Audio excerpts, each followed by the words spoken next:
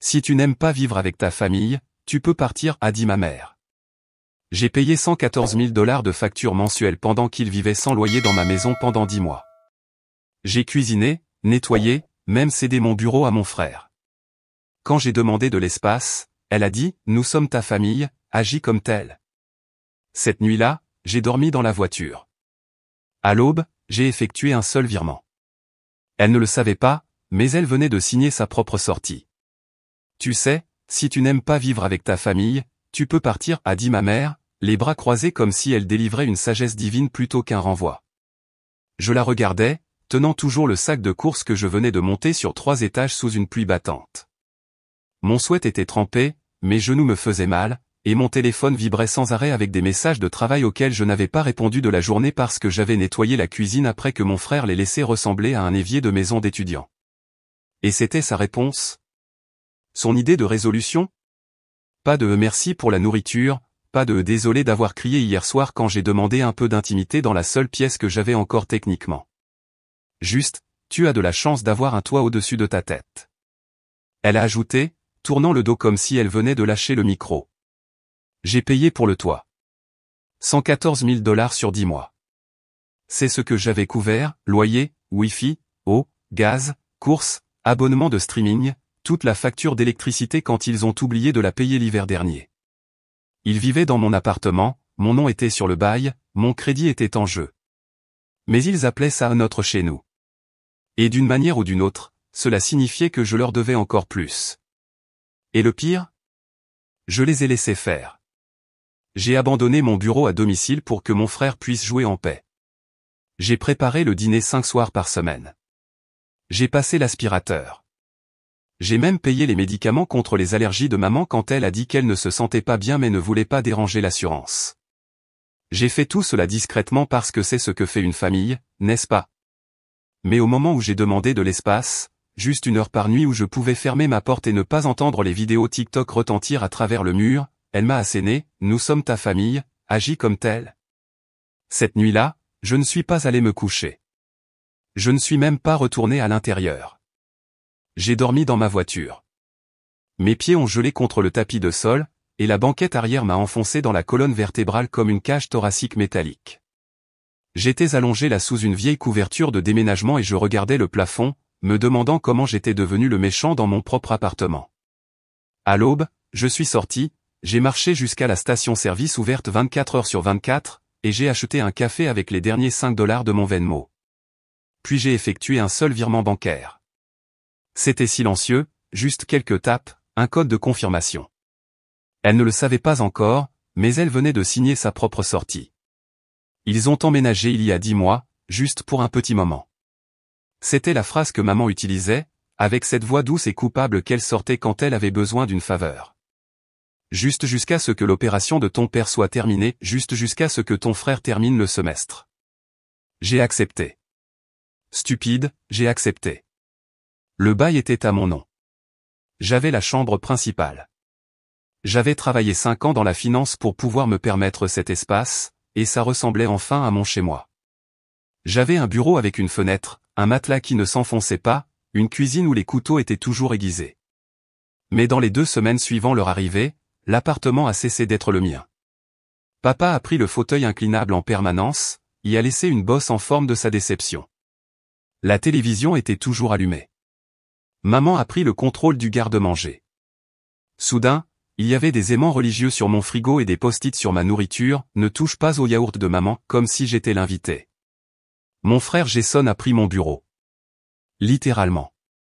Frère, j'ai besoin d'un endroit pour étudier, les examens me tuent, a-t-il dit, traînant déjà son moniteur avant que je ne réponde. Il avait 23 ans, suivait des cours en ligne, et en ratait 2.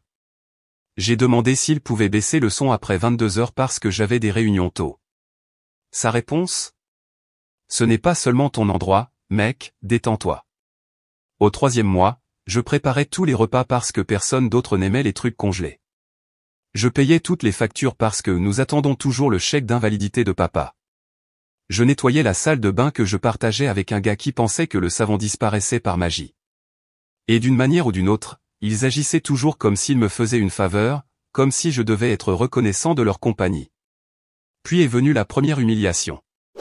C'était un mardi. J'étais en retard pour un appel Zoom, je ne trouvais pas mon chargeur. Jason l'avait pris à nouveau. Et quand j'ai frappé à la porte de mon ancien bureau pour le lui demander, il n'a même pas mis en pause son jeu. Mec, je t'ai dit, ne frappe pas comme ça, tu fais flipper mon équipe. J'étais là, stupéfait dans mon propre appartement, demandant mon propre chargeur. Maman a passé la tête hors de la cuisine et a dit, ma chérie, laisse-le se concentrer, il est sous beaucoup de pression. J'étais sous pression. Je travaillais des journées de 12 heures pour couvrir la vie de 4 personnes. Mais personne ne voyait ça. Puis est venu Facebook. Une photo est apparue un soir, taguée par ma tante. Un barbecue familial. Mon salon, mon barbecue. Papa souriant avec une bière, Jason avec son bras autour d'une fille que je n'avais jamais rencontrée. Maman avait légendé, la famille et tout. Rien de plus sacré que d'être sous le même toit ensemble. Je n'étais pas sur la photo. J'étais dans ma chambre, avec un délai, en train de modifier le rapport budgétaire de quelqu'un d'autre pour la 3e fois. Pas d'invitation, pas de préavis, pas d'assiette mise de côté. Les commentaires affluaient, tellement heureux que vous soyez à nouveau tous ensemble. Vos garçons ont l'air si grands. Quelle belle maison. Maman a répondu à l'un d'eux, nous sommes bénis. C'est la nôtre. C'est comme le paradis. La nôtre. Ce fut la goutte d'eau qui a fait déborder le vase pour moi. Mais pas pour eux. Parce que c'est là qu'ils ont commencé à vraiment me tester. Jason a commencé à utiliser mon compte Uber. Je ne l'ai découvert que lorsque j'ai reçu une facture de 92 $ pour une course à 2 heures du matin. Il a nié jusqu'à ce que je lui montre le reçu avec son adresse de dépose. Puis il a dit, tu gagnes 6 chiffres, tu comptes vraiment les centimes maintenant. J'en ai parlé à maman. Elle a soupiré, tu sais à quel point c'est difficile pour lui de demander de l'aide? Laisse tomber. Puis papa est intervenu. Tu deviens aigri, a-t-il dit. Je ne t'ai pas élevé pour être égoïste. Je n'ai pas répondu.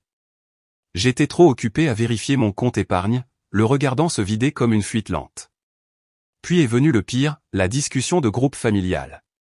Ça a commencé petit, Jason envoyant des mèmes, maman postant des photos floues du chat, papa essayant d'être drôle. Jusqu'à une nuit, j'ai trouvé ceci, une photo de moi endormi à mon bureau, prise à travers la fente de ma porte. Légende, regardez ce type, il travaille toute la journée et ne peut toujours pas déménager. Des dizaines d'émojis rieurs. Une réponse de mon cousin, mec, il ressemble à un PNJ de bureau triste. Quelqu'un a même fait un GIF. Je l'ai regardé pendant 20 minutes. Je n'ai pas cligné des yeux. Je suis entré dans le salon, téléphone à la main. Jason riait de quelque chose sur son écran. Maman faisait du crochet. Papa avait les pieds en l'air. J'ai dit, qui a pris ça? Personne n'a répondu. J'ai répété, qui a pris la photo? Jason a haussé les épaules. Détends-toi, mec, ce ne sont que des blagues. Papa n'a même pas levé les yeux. Ne fais pas l'enfant, c'est la famille. Puis maman, sirotant du thé comme si c'était du vin, tu es toujours si sensible. Peut-être que si tu dormais plus, tu n'aurais pas cette apparence. Cette nuit-là, j'ai vérifié le bail. Le bail qu'ils n'ont jamais lu. Le bail que je détenais. Et j'ai réalisé quelque chose de glaçant, non seulement ils me traitaient comme un serviteur, mais ils pensaient que je ne pouvais pas, ou que je ne voudrais pas, y faire quelque chose. Le lendemain, j'ai trouvé mon disque dur externe. À l'intérieur, un dossier que j'avais oublié d'avoir commencé pendant le confinement. Des captures d'écran, des feuilles de calcul, des notes vocales, des reçus de loyer, des enregistrements audio, comme celui de Mars où maman a dit, ne lui dis pas que nous avons utilisé l'argent du loyer pour l'ordinateur portable de Jason, il deviendra juste dramatique. J'ai tout sauvegardé. Puis j'ai vérifié les journaux du routeur Wi-Fi partagé. Jason avait utilisé mon email pour postuler à des comptes de crypto. Je l'ai confronté. Il a nié jusqu'à ce que je diffuse un mémo vocal d'un appel au service clientèle. Sa voix, mon nom. Ils ont franchi la ligne. Mais je n'allais pas crier. Pas encore. J'ai juste sauvegardé les fichiers, envoyé quelques copies à un ami avocat, une sur mon propre cloud, une autre à un email privé auquel je pouvais seul accéder. Et puis j'ai fait autre chose. J'ai envoyé un message à notre propriétaire. Je lui ai dit que je déménagerais à la fin du mois. Pas seul, mais avec le bail. Il ne le savait pas encore, mais Jason venait de perdre sa grotte de joueur, maman était sur le point de perdre son coin yoga, papa allait perdre son fauteuil inclinable et son câble. Et quand ils demanderaient pourquoi, je leur montrerai la photo, la légende et chaque emoji qui a suivi. On a frappé à 7h18 du matin, trop tôt pour que quiconque dans cette maison soit réveillé. J'étais déjà habillé, café à la main. J'attendais ce moment depuis 2 semaines. Jason est sorti de mon ancien bureau en désordre, les yeux gonflés. « Frère, tu peux ouvrir ?» J'étais debout tard. « Tu ferais mieux d'être debout maintenant, ai-je dit. » Il a cligné des yeux. « Quoi ?» Puis le deuxième coup est venu, plus fort. Derrière se tenaient 3 personnes, Monsieur Collins, mon propriétaire, avec un pantalon kaki et un presse-papier à la main, l'officier Romero, badge municipal, calme mais ferme, une femme en blazer bleu marine, quelqu'un du conseil du logement. Jason a ouvert la porte et a failli laisser tomber son Red Bull. « Au bonjour » a dit Monsieur Collins, sans sourire. « Je suis ici pour inspecter les lieux suite à une plainte de locataire. » Jason m'a regardé. « Une plainte ?» a-t-il demandé, sa voix déjà brisée. « Oui, ai-je dit, m'avançant. Apparemment, quelqu'un a déposé une plainte concernant une activité illégale et des abus de locataires sous mon nom. Je n'ai pas bronché. Parce que je savais qui l'avait fait.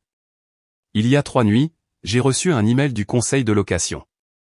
Un rapport avait été déposé m'accusant de surpeuplement, d'abus verbaux et de vol. Anonymement, bien sûr. Mais devinez quelle adresse IP correspondait à celle liée à la plainte? Celle de Jason. J'avais le tracé complet du serveur imprimé et agrafé dans un dossier. Ce dossier était maintenant entre les mains de Monsieur Collins. L'officier Romero s'est tourné vers moi. « Vous êtes le titulaire du bail ?» J'ai hoché la tête, sortant déjà mon permis de conduire et une copie du bail. « Oui, monsieur. Titulaire du bail. Facture d'eau, de gaz et d'électricité à mon nom.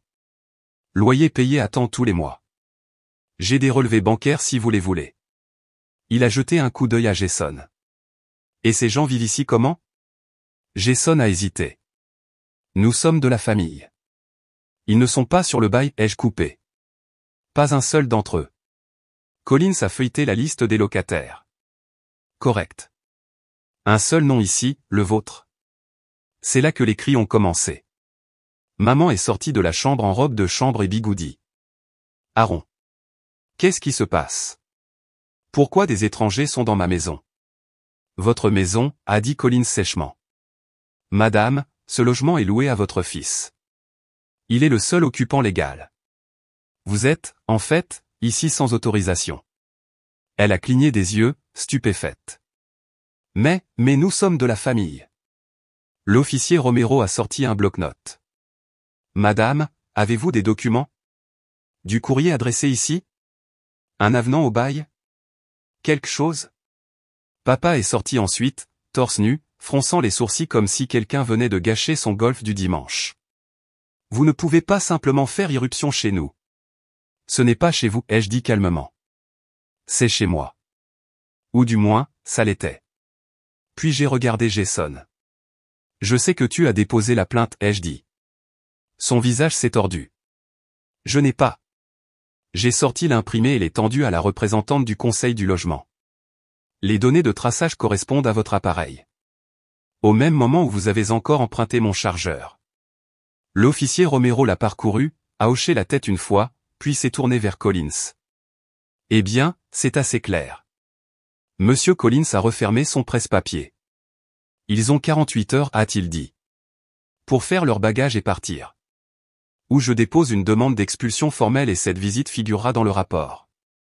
Dans tous les cas. » C'est là que ça les a frappés. Jason est devenu pâle. Maman est tombée sur le canapé comme si ses os l'avaient abandonné. Les poings de papa se sont serrés. « Tu détruis ta propre famille » a-t-il aboyé.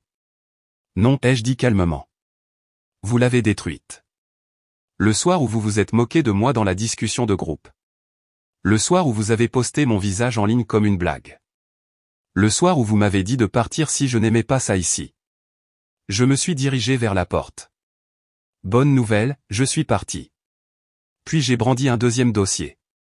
Mais pas avant d'avoir récupéré tous les dossiers financiers, chaque discussion, chaque audio comme celui-ci. J'ai tapoté mon téléphone. La voix de papa a grésillé par le haut-parleur, laissez-le se vider, il gagne bien. Il nous doit, nous l'avons élevé. La voix de maman a suivi, ne lui parlez pas de l'ordinateur portable ou des trucs de crypto, il devient dramatique. Jason a bondi, essayant d'attraper le téléphone. L'officier Romero s'est interposé entre nous. Je vous suggère de vous calmer, monsieur.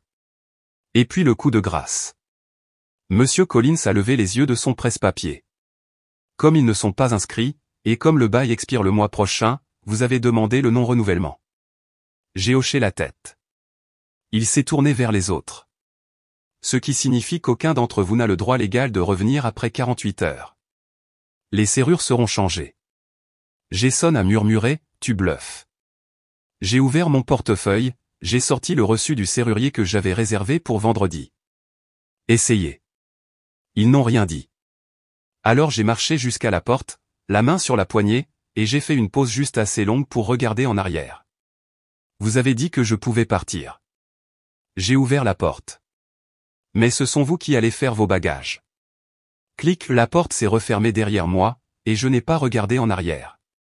Le premier virement est arrivé à 3h12 du matin. 3000 $. Expéditeur, maman. Note, pour tout. J'espère que ça aide. Je n'ai pas souri. Je n'ai pas été en colère. J'ai fait une capture d'écran, les enregistrés dans un nouveau dossier Google Drive, et les renommés compte mort. La deuxième est arrivée à l'aube. 600 $ de mon frère. Note, je ne savais pas que ça t'avait autant blessé. La troisième? Silencieuse. 2000 $. Pas de message, juste un chiffre, comme tout ce que papa a jamais donné quand les mots ne venaient pas. Au total, 5600 $. Après 114 000 $ et les factures couvertes, le loyer, les courses, Internet et les réparations. Ce n'était pas un remboursement. C'était une offre de rachat, une tentative de dernière minute pour racheter mon pardon. 2 jours avant cela, j'avais terminé le document final. Une analyse financière de 14 pages intitulée « 10 mois de loyauté ». Une seule facture. Propre, précise, froide. Page par page, loyer, 65 000 $. Service public, 8200 $.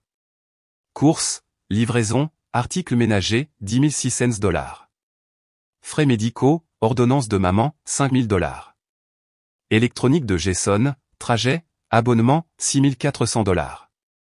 Prime perdue, jour de maladie, thérapie due à l'épuisement professionnel, 18 800 $. Total, 114 000 $. La dernière ligne, remboursée par la famille, 0 $. Et juste en dessous, fonds reçus post-expulsion, 5 600 $. Émotionnellement sans importance. Je l'ai joint à 3 emails, à maman via son ancien Gmail, au message Telegram de Jason, à la boîte de réception iCloud de papa à laquelle j'avais encore accès. 3 minutes plus tard, maman a appelé. Je l'ai bloqué. Puis je me suis mis au travail. Tous les comptes déliés. Les paiements annulés. Les services de streaming effacés. Le Netflix dont elle ne pouvait pas se passer? Parti. La ligne téléphonique familiale que papa n'a jamais payée? Désactivée. J'ai ouvert un nouveau compte épargne, nommé fonds d'urgence, moi seulement. J'ai changé les mots de passe, amélioré les pare-feux. Plus de E pour la commodité, plus de juste jusqu'à la paix, plus de failles pour la culpabilité. J'ai défini mon fond d'écran de téléphone sur texte noir sur blanc, la dernière fois que j'ai payé pour la paix, ça a coûté 114 000 $. Plus jamais. Quelques jours plus tard, maman a trouvé une solution de contournement. Elle m'a envoyé un message depuis le compte de sa sœur, comme une adolescente se cachant derrière le Wi-Fi du voisin. Nous ne voulions pas te blesser. S'il te plaît, ne jette pas ta famille. Jason se sent terrible. Ton père a honte. Tu as toujours voulu de la distance, nous ne pensions pas que tu voulais ça. Je n'ai pas répondu avec des mots. J'ai répondu avec un seul fichier, une agrafe, résiliation du bail signé.pdf. Signé par le propriétaire, tamponné, daté du jour où on leur a dit de partir définitivement. En bas, j'avais écrit à la main, cela met fin à notre contrat légal, financier et émotionnel. Au revoir. J'ai appuyé sur envoyer. Il n'y a plus eu de message après cela. Pas de Jason, pas après que je lui ai révoqué l'accès à mon PayPal, où il avait secrètement lié ses abonnements Fortnite pendant des mois. Oui, je savais. J'ai attendu. Puis je l'ai coupé en un clic. Avant de supprimer la discussion, j'ai transféré les 3 virements, cet argent d'excuse, à une association caritative pour le logement des jeunes. Les 5600 $. Le message de don disait « Laissez quelqu'un d'autre commencer là où j'ai dû finir ». Le silence a suivi. Mais ce n'était pas l'ancien genre, pas le silence gênant et en colère d'une maison trop petite pour 4 égos et un chèque de paie. Celui-ci était le mien. Le vrai silence. Je buvais mon café sur mon balcon, n'entendant rien d'autre que la circulation et les oiseaux. Pas de cris à travers les murs, pas de cris de joueurs, pas de pas qui font les 100 pas devant ma porte. Mon espace, mon bail, ma serrure. Ma fin, mon commencement. J'ai ouvert Google Drive, j'ai cliqué droit sur l'ancien dossier avec toutes leurs photos, messages, factures. Famille archivée. Et j'ai cliqué sur déplacer vers la corbeille.